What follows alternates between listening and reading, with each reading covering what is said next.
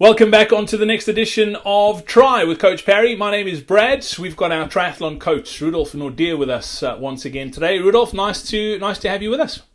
Hi there, Brad. Thanks for having me again. No worries. Rudolf, let's talk about sort of training for a 70.3 distance triathlon. We had a great question in our forums on coachparry.com from a novice who's training for their first 70.3, and they're trying to get the balance right. I think that's one of the biggest struggles when you first get into the sport, and it probably never goes away, is sort of getting the juggle right with regards to how much time you should be spending on each discipline.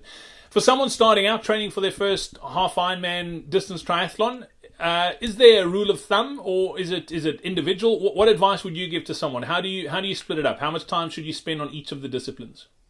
It's very individual based depending on your background, your sporting history. If you come from a swimming background, then obviously you don't need to spend so much time swimming because you already got that background. Same goes for cycling and running as well. So I would suggest working on your biggest weakness to spend more time than that than what you usually would, except if it's swimming, because the swimming is such a short part of a half Ironman.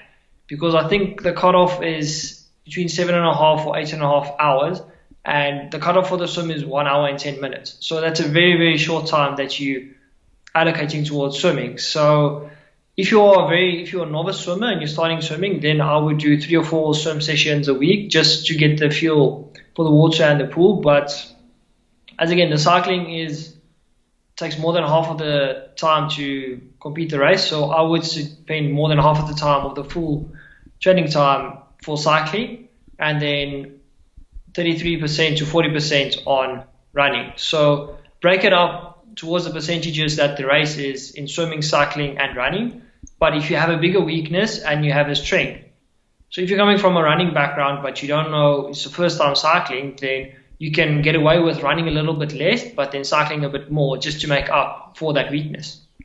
Rudolf, the swimming one's an interesting one for novices because I think it's the thing that freaks people out the most when it comes to doing a half Ironman or an Ironman triathlon, and especially if it is not a strength, if you don't come from a swimming background, people, in my experience, tend to try and focus too much on it and spend a lot of time on there and not focus on the bike where you spend most of your time.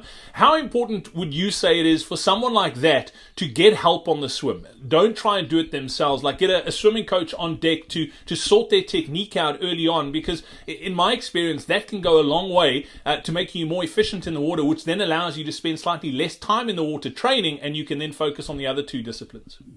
Yeah, like we said in previous podcasts, swimming is 70% technique and 30% fitness. So you can get away with having a better technique than being fit. So going to a swim coach or a stroke analysis just to see what you're doing wrong and how can you improve, that will get you faster from point A to point B with using less energy. And also another helpful tip is to get you and a few friends go and have an open water swim. It doesn't have to be a race, but just 5 or 6 people swimming very close to each other in open water, just so you can get the feel of it, that there's people close to you. You might not have your swim stroke that you have in the pool because someone's hitting you here and there. So that will also take the scariness out of the race, because it's very scary if it's you plus 1,000 of your best friends all of a sudden going towards one buoy, where in the swimming pool it's you or 2 or 3, maybe 4 people max in a lane. So that's another helpful tip that I would suggest is do a few open water swims. It doesn't have to be an official race. Just you and 5 or 6 of your mates swim close to each other just to get the feel of swimming open water. Yeah, that'll definitely make a difference as well. If you do need some help on your triathlon journey, be sure to check out the Coach Parry online training platform. Head over to coachparry.com/triathlon. We've got you covered. Training programs right the way through, from beginner sprint all the way to advanced Ironman. You get access through our mobile app.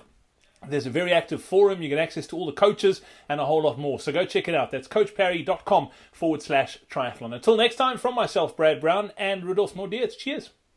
Cheers.